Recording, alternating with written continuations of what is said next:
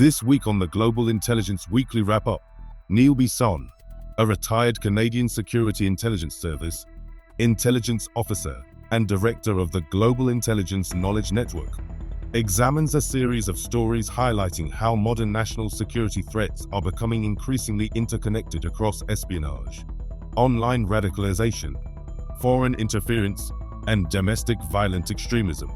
We begin this week in Germany, where authorities have arrested a married couple accused of spying on behalf of China in a case involving advanced technologies, artificial intelligence, and academic research.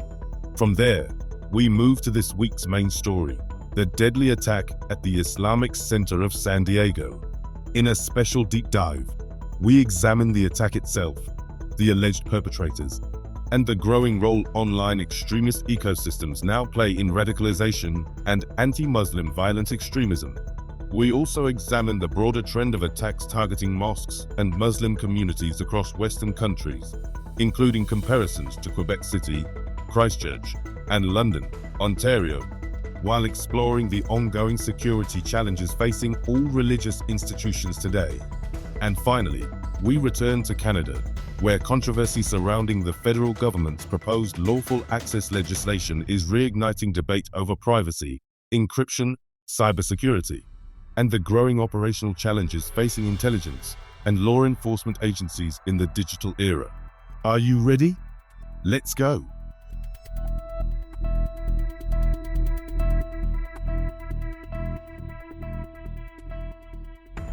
Hello and welcome back to the Global Intelligence Weekly Wrap-Up.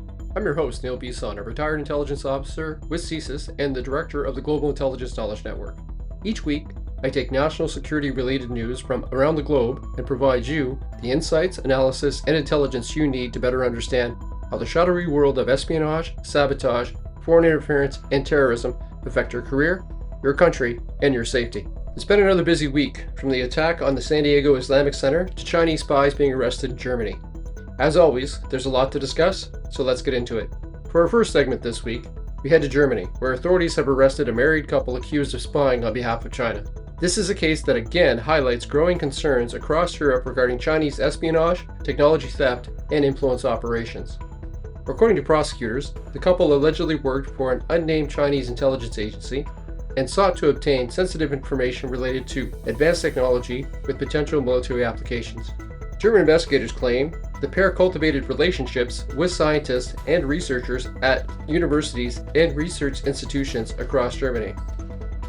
The suspects were only identified as Yuzhen C and Hua S, withholding their full surnames in accordance with Germany's strict privacy laws. Prosecutors also declined to publicly name the specific Chinese intelligence agency allegedly involved, likely for operational, evidentiary, and counterintelligence reasons during the ongoing investigation. This case comes amid increasing warnings from European intelligence and security services that China is aggressively targeting Western research sectors, emerging technologies, and academic institutions for intelligence collection purposes. According to German prosecutors, the couple allegedly established contacts with academics specializing in aerospace engineering, computer science, and artificial intelligence, all sectors considered highly valuable for both economic and military perspectives. Authorities claimed the pair sometimes posed as interpreters or employees connected to the automotive sector in order to build credibility and gain access to researchers and institutions. One of the more interesting allegations involves how scientists were allegedly invited to China under the pretense of giving lectures to civilian audiences. Prosecutors claimed that in reality, representatives of Chinese state-owned defense companies were present during these events. From an intelligence perspective, this reflects a very common method of non-traditional intelligence collection. Canada has already experienced similar concerns involving alleged Chinese-linked espionage and strategic technology acquisition, most notably through the Winnipeg National Microbiology Laboratory case involving married scientists Zhuang Guohui and Ken Ding Qing. The couple, who worked inside Canada's highest security infectious disease laboratory, became the subject of national security investigations over concerns surrounding collaborations with Chinese institutions and research connected to the People's Liberation Army. In addition, Canada has faced growing scrutiny over China's efforts to access advanced research, artificial intelligence, telecommunication, aerospace technologies, and university partnerships through both overt and covert means. Much like the current German case, these incidents demonstrate how modern espionage increasingly targets academia, scientific research, and dual-use technologies that can provide long-term military, economic, and strategic advantages to foreign states. Modern espionage operations increasingly blur the lines between academia, business, technology development, state interest, and intelligence gathering. Unlike Cold War-era espionage, where intelligence officers often operated under diplomatic cover, many modern collection efforts rely on researchers, academics, business people, consultants, students, talent programs, and commercial partnerships to obtain access to sensitive information. This is especially important when discussing dual-use technologies. Artificial intelligence, aerospace research, quantum computing, advanced manufacturing, semiconductors, robotics, and computer science all have both civilian and military applications. Intelligence services and state-directed collection programs often target these sectors because advancements in these fields can provide long-term strategic, military, and economic advantages. Germany, like many Western countries, is increasingly concerned about the transfer of advanced technology and intellectual property to China. The article also reflects a broader trend that Western intelligence agencies have been warning about for years: the use of seemingly legitimate professional or academic relationships as mechanisms for intelligence collection. Many of these approaches do not initially appear suspicious. Invitation to conferences, research partnerships, paid lectures, consulting arrangements, or academic exchanges are all legitimate activities on the surface. However, intelligence services may exploit those environments to identify individuals with access to sensitive research, emerging technologies, or government-linked projects. This case emerges during a period of heightened concern across Europe regarding Chinese espionage and foreign interference activities. Over the past several years, European governments have become increasingly vocal about Chinese efforts to collect advanced technology, influence political systems, and establish access to sensitive industrial and research sectors. Germany in particular has become a major target because of its advanced manufacturing sector, technological expertise, automotive industry, and extensive scientific research infrastructure. Western intelligence services have repeatedly warned that China's intelligence strategy differs in many ways from traditional Russian espionage models. While Russia often focuses heavily on political influence, covert operations, destabilization, and traditional intelligence collection, China is frequently viewed as pursuing a broader long-term strategy centered on economic advantage, technological acquisition, industrial espionage, strategic dependency, and influence building. This is not limited to Germany. Canada, the United States, the United Kingdom, Australia, and other allied countries have raised concerns about foreign interference, intellectual property theft, research security vulnerabilities, and attempts to access sensitive technologies through academic and commercial partnerships. We have seen repeated warnings involving universities, artificial intelligence research, semiconductor technology, telecommunications infrastructure, aerospace sectors, and advanced battery technologies. The fact that this case specifically involved AI, aerospace, and computer science is significant because these sectors are central to future military and economic competition. Not to mention major focuses on the federal and provincial governments here in Canada. Artificial intelligence, in particular, has become one of the most strategically important technologies in the world today. Whoever dominates AI development will likely hold substantial advantages in military planning, cyber operations, surveillance systems, autonomous technologies, and economic competitiveness. German officials have increasingly warned that Europe may have underestimated the scale and aggressiveness of Chinese intelligence operations targeting the West. And what holds true for Europe regarding Chinese espionage holds true for Canada as well. Members of Germany's intelligence oversight bodies have publicly expressed concern that China's intelligence collection efforts are persistent, patient, and strategically coordinated over long periods of time. What makes many of these operations particularly difficult to detect is that they often operate within legitimate, professional, academic, and commercial environments. Unlike traditional espionage, operations involving dead drops, covert meetings, or diplomatic cover operations and officers, modern technology collection efforts may involve conferences, research collaborations, talent recruitment initiatives, consulting contracts, or commercial exchanges that appear normal on the surface. From a counterintelligence perspective, that creates enormous challenges for democratic societies that depend heavily on open academic collaboration and international research partnerships. The case serves as another reminder that modern espionage increasingly revolves around technology, research, and strategic economic competition rather than simply military secrets in the traditional sense. As geopolitical tensions between China and Western countries continue to grow, intelligence services are placing increasing focus on protecting advanced technologies, academic research, and critical innovation sectors from foreign collection efforts. The arrests in Germany also demonstrate how Western governments are becoming far more aggressive in investigating and publicly exposing suspected foreign intelligence operations tied to technology acquisition and research infiltration. For Canada and other allied nations, these developments reinforce the importance of research security, counterintelligence awareness, and protecting sensitive technological sectors from covert foreign exploitation. The battlefield for modern espionage is no longer confined to embassies and classified documents. Increasingly, it exists inside universities, laboratories, technology firms, and research partnerships. If Canada is not willing or able to deal with this threat, all of our economic, academic, and military efforts will be worthless.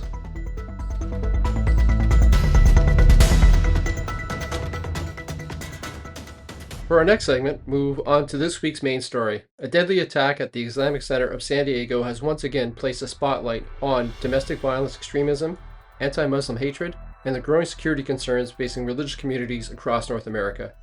Authorities say multiple gunmen fired at the Islamic Center during evening prayers, killing 3 individuals and injuring several others before fleeing the scene. Police are treating the incident as a suspected hate crime and potential act of domestic terrorism. The act has sent shockwaves through Muslim communities across the United States and internationally, with many drawing immediate comparisons to previous anti-Muslim terrorist attacks in Quebec City, Christchurch, and London, Ontario. According to the investigators, the attack occurred during a busy prayer period when worshippers had gathered at the mosque. Witnesses described scenes of panic and confusion as gunfire erupted inside and outside the Islamic Center.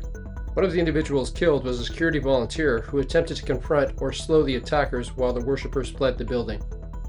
From an intelligence and security perspective, this attack demonstrates the continuing vulnerability of so-called soft targets, a term used to describe locations that are publicly accessible, often symbolically important, and difficult to fully secure without fundamentally changing the very purpose of the structure. Religious institutions have increasingly become targets for ideologically motivated violent extremists because they offer both symbolic and psychological impact. These attacks are designed not only to kill, but to intimidate entire communities and amplify fear far beyond the immediate victims. Mosques in particular have remained recurring targets for anti-Muslim extremists over the past decade. The attack also highlights the operational realities facing local police and security personnel responding to active shooter incidents at places of worship. Unlike hardened government facilities or critical infrastructure sites, religious centers are built around openness and accessibility, making comprehensive security extremely difficult. This creates an ongoing challenge for both law enforcement and faith communities attempting to balance public accessibility with protective security measures. This attack occurs amid growing concerns about domestic violent extremists across Western countries. Security services in Canada, United States, United Kingdom, Australia, and Europe have repeatedly warned that ideologically motivated violent extremism, particularly involving racially or ethnically motivated violent extremists, remains one of the most persistent and unpredictable terrorism threats facing the West. Attacks against religious institutions have become a recurring trend. The 2017 Quebec City mosque shooting killed 6 worshippers in Canada. In 2019, the Christchurch mosque attacks in New Zealand left 51 dead and demonstrated how online extremist propaganda could inspire global copycat violence. In 2021, a Muslim family in London, Ontario, was deliberately targeted and killed in what Canadian authorities described as a terrorist attack motivated by anti-Muslim hatred. These attacks have collectively reshaped how security agencies assess threats against faith communities. One of the major concerns today is that extremist narratives spread rapidly online through decentralized digital ecosystems that cross borders almost instantaneously. Individuals consuming hateful propaganda in one country can become inspired by attackers operating thousands of kilometers away. Security analysts and counterterrorism experts have repeatedly warned that modern extremist movements increasingly operate without centralized command structures. Instead, many attackers radicalize independently online through forums, social media platforms, encrypted applications, manifestos, propaganda videos, and extremist influence ecosystems. This makes detection significantly more difficult. Unlike traditional terrorist organizations with clear hierarchies and operational planning structures, modern lone actors or small cells may radicalize quickly with little direct physical contact with organized extremist groups. The symbolic targeting of a mosque also reflects the importance extremists place on generating maximum psychological impact and media attention. attacks against faith communities are often intended to provoke fear, social division, retaliation, and polarization, outcomes that extremist movements actively seek to accelerate. The attack at the Islamic Center of San Diego is another stark reminder that domestic violent extremism remains a significant national security threat across North America and the West. While much public attention often focuses on foreign terrorist organizations, many of today's attacks are increasingly driven by decentralized online radicalization, ideological hatred, and self-directed extremist actors operating domestically. We will discuss the perpetrators of the attacks in the next segment. This case also reinforces the ongoing security challenges facing religious institutions attempting to protect worshippers while remaining open and accessible to their communities. As extremist ecosystems continue evolving online, intelligence agencies, law enforcement, and community leaders will likely remain heavily focused on identifying radicalization indicators, monitoring violent extremist narratives, and strengthening protective security around vulnerable community institutions.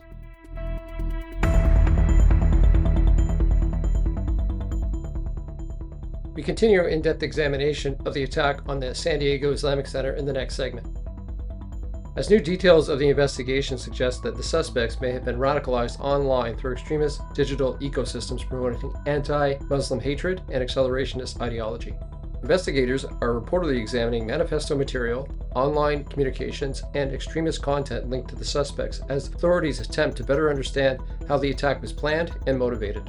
The case is quickly becoming another example of how modern violent extremism increasingly develops online, particularly among younger individuals exposed to radical ideological content through social media, gaming platforms, forums, and encrypted applications. According to the investigators, 17-year-old Kane Lee Clark and 18-year-old Caleb Liam Vasquez have been identified in media reporting as the alleged perpetrators involved in the attack on the Islamic Center of San Diego.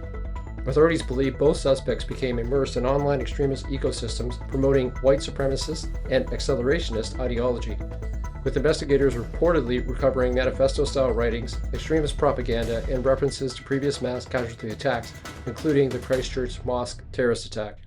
Reports have indicated the pair allegedly referred to themselves as Sons of Tarrant, a direct reference to the 2019 Christchurch attacks. Investigators are continuing to examine the suspects' online communication and digital activity as part of the broader terrorism investigation. The case highlights growing concerns among security agencies regarding youth radicalization occurring almost entirely online through decentralized extremist communities that encourage anti-Muslim violence and acts of mass casualty terrorism. Authorities are reportedly examining possible links to accelerationist ideology, a form of violent extremism that seeks to provoke societal collapse, racial conflict, and instability through acts of violence and terrorism. This ideology has become increasingly influential within certain online extremist environments over the past several years. From an intelligence perspective, one of the most concerning aspects of the modern radicalization is how decentralized the process has become. Unlike traditional terrorist organizations that relied on direct recruitment, training camps, or in-person meetings, modern extremists can radicalize almost entirely online. Individuals may spend months or years immersed in extremist narratives, propaganda videos, manifestos, memes, tactical guides, and online communities that normalize or glorify violence. This process can create echo chambers where individuals reinforce one another's grievances and ideological beliefs without ever physically meeting. The youth of the suspects also reflects a growing concern repeatedly identified by intelligence and security services.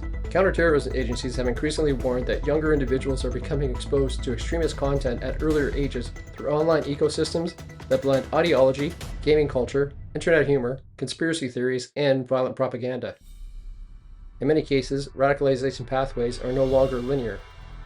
Individuals move more fluidly between conspiracy communities, misogynistic extremist content, white supremacist propaganda, anti-government narratives, and violent accelerationist material.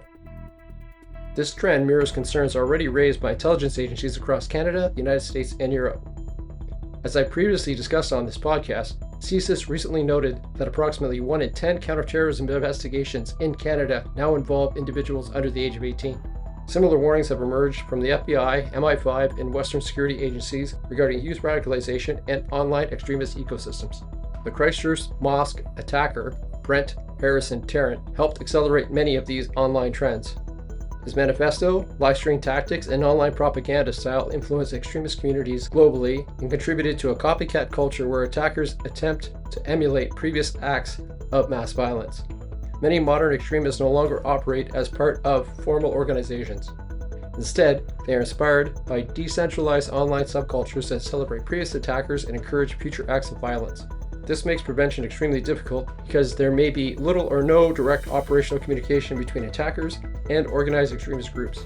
Counterterrorism experts have repeatedly warned that social media algorithms and online recommendation systems can unintentionally accelerate radicalization pathways. Individuals consuming controversial or extremist content may gradually be exposed to increasingly violent material over time. Online extremist communities also provide validation, identity, belonging, and reinforcement of vulnerable individuals who may already feel isolated, angry, or alienated. From an intelligence perspective, the speed of online radicalization has become particularly concerning. Where older extremist recruitment models may take months or years involving direct physical contact, modern digital radicalization can occur rapidly and across international borders.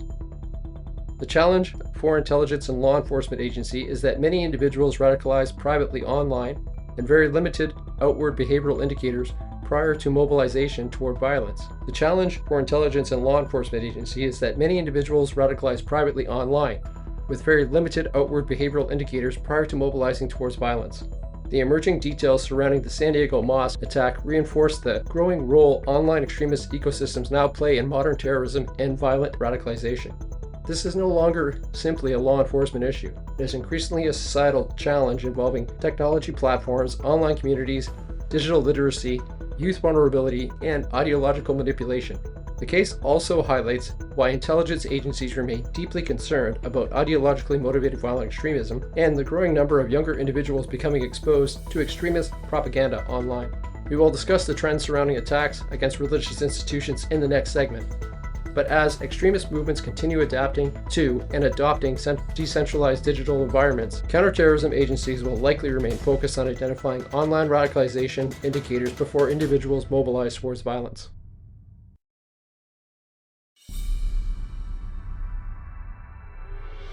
As we continue our deep dive into the San Diego Mosque attack, we turn our focus towards the broader trend of increasing threats and attacks targeting mosque and Muslim communities across Western countries. Community leaders are mourning the loss of Amin Abdullah, the security volunteer who was killed during the attack after reportedly attempting to protect worshippers from the gunman. The attack is reigniting discussions surrounding religious violence against Muslims, domestic extremism, and the growing security concerns facing religious institutions around the world. The death of the mosque security volunteer has become a symbol of both the vulnerability and resilience of targeted communities facing extremist violence. Witnesses say the volunteer attempted to intervene during the attack, likely saving additional lives as worshippers attempted to escape. Attacks against mosques are rarely isolated acts of violence detached from broader ideological ecosystems. Many anti-Muslim attacks today are connected to online extremist narratives that portray Muslims as threats to national security, national identity, culture, or Western society. These narratives are often reinforced through conspiracy theories, propaganda networks, and extremist online communities. One of the key concerns for intelligence agencies is the normalization of hateful rhetoric online.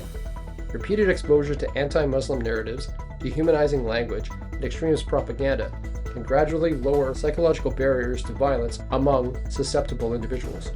This is particularly dangerous when combined with online communities that celebrate previous attackers as ideological heroes or martyrs. The symbolic targeting of mosques is also significant. Extremists often target places of worship because they represent both physical vulnerability and psychological impact.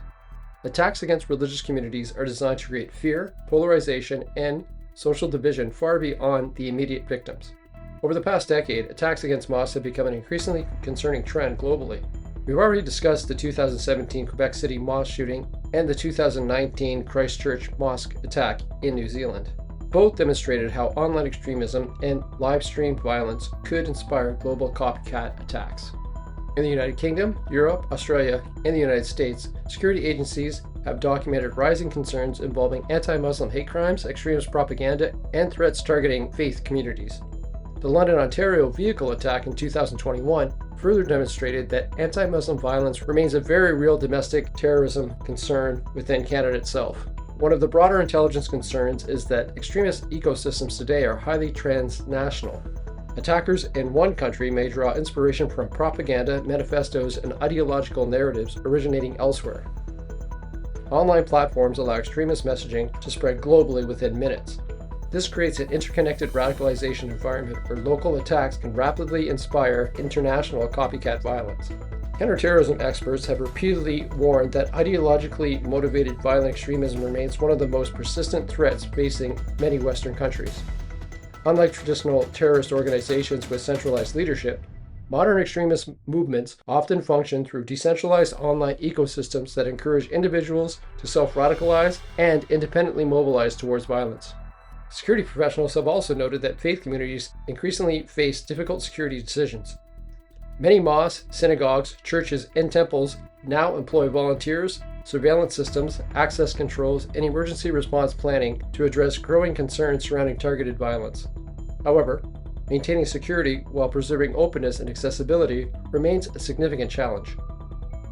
The San Diego mosque attack is not simply an isolated criminal act. It reflects a broader and deeply concerning trend involving anti-Muslim hatred, online radicalization, and ideologically motivated violence targeting religious communities. This attack also highlights the continuing psychological and operational impact these incidents have on faith communities forced to consider security measures once rarely associated with places of worship.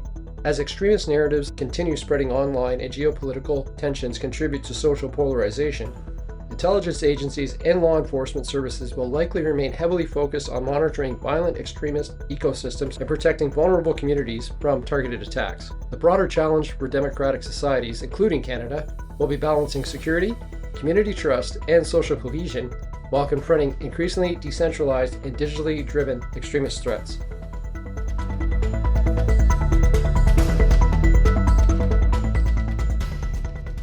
For our final segment this week, we end in Canada, where the Canadian government is once again facing growing public and political backlash over proposed lawful access legislation that would significantly expand the ability of law enforcement and intelligence agencies to obtain digital information from technology and communication providers.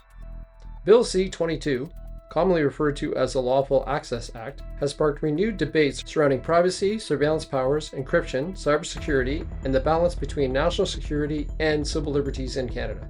Federal officials, including representatives from CSIS and law enforcement agencies, are now defending the proposed legislation as criticism mounts from privacy advocates, technology companies, cybersecurity experts, and opposition parties.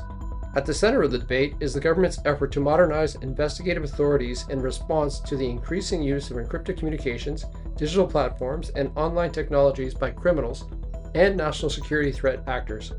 Supporters of the legislation argue that law enforcement and intelligence agencies are, quote, going dark, meaning they are increasingly unable to access communication and digital evidence due to strong encryption and rapidly evolving technology.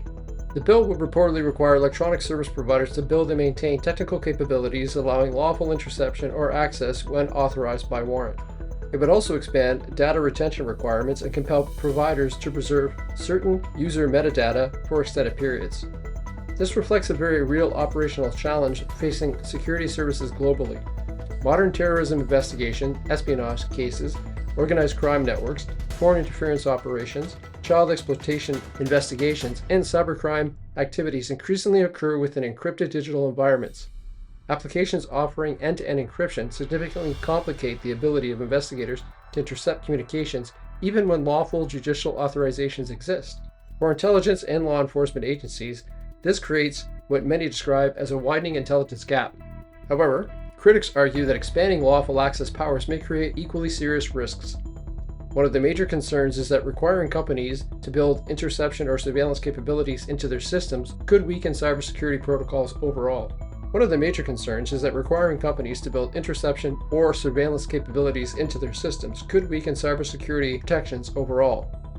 Critics warn that any mechanism designed to provide government access could also potentially be exploited by hostile foreign intelligence services, cybercriminals, or malicious actors. This is where the debate becomes particularly complicated. The same technologies that protect privacy, secure banking systems, safeguard critical infrastructure, and defend against foreign cyber threats are also used by criminals, terrorists, and hostile intelligence actors.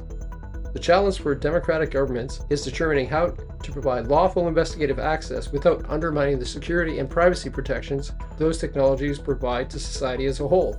Canada has debated lawful access legislation for nearly 2 decades.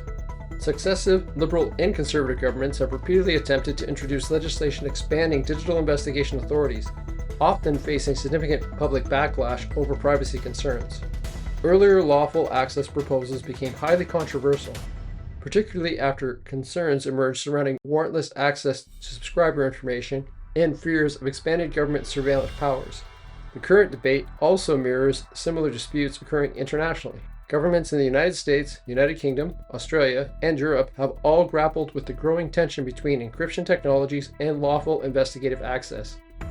Technology companies such as Signal and VPN providers have publicly criticized the Canadian legislation, with some warning they may reconsider operating in Canada if compelled to weaken privacy protections or encryption standards. This reflects a broader global struggle between privacy, cybersecurity, and national security priorities.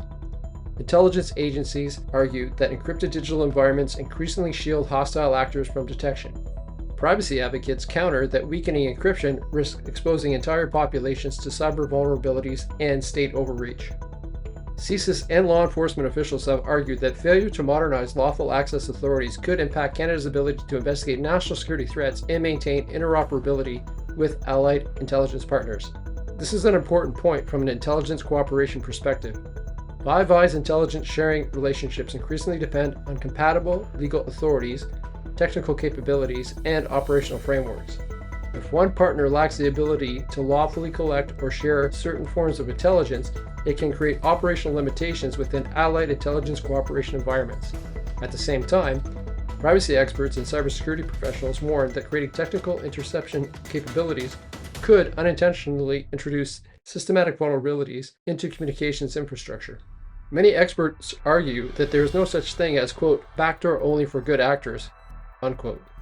Once vulnerabilities exist, they may eventually be discovered or exploited by hostile actors as well. The debate ultimately reflects one of the defining national security and civil liberty questions of the digital era. The growing controversy surrounding Bill C-22 demonstrates how difficult it has become for democratic governments to balance national security, law enforcement needs, cybersecurity, and privacy protections in an increasingly digital world. There is little doubt that intelligence agencies and police services face legitimate operational challenges when investigating encrypted communications used by terrorist, organized crime groups, hostile foreign intelligence services, and violent extremists. At the same time, Canadians remain deeply sensitive to these issues involving government surveillance, privacy rights, and the potential expansion of state powers into digital spaces. The lawful access debate is unlikely to disappear anytime soon. As technology continues evolving faster than legislation, governments around the world will likely continue struggling to find balance between preserving public safety and protecting the privacy of cybersecurity foundations modern societies increasingly depend upon. Well, that's it for this week. I want to remind my listeners that the links to the stories discussed, as always, are in the transcript of the podcast so that you can refer to them and formulate your own opinions on the issues we've discussed here. I also want to remind everyone that I will be at the Shankman Center on Wednesday for the speaker series presentation of Charles Burton, who will be discussing his book entitled The Beaver and the Dragon.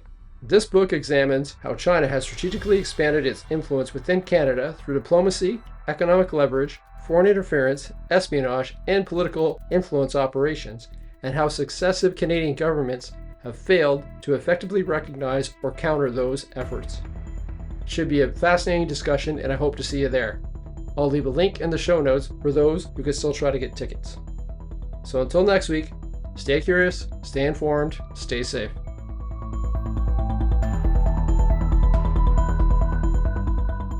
That wraps up this week's Global Intelligence Weekly Wrap-Up. Thank you for listening. From alleged Chinese espionage operations targeting advanced research and emerging technologies in Germany, to the deadly attack at the Islamic Center of San Diego, to the growing debate here in Canada surrounding lawful access legislation and digital surveillance powers. This week's stories highlight a reality that intelligence and security agencies across the West are increasingly confronting. Modern threats are becoming more decentralized, more digitally driven, and increasingly interconnected.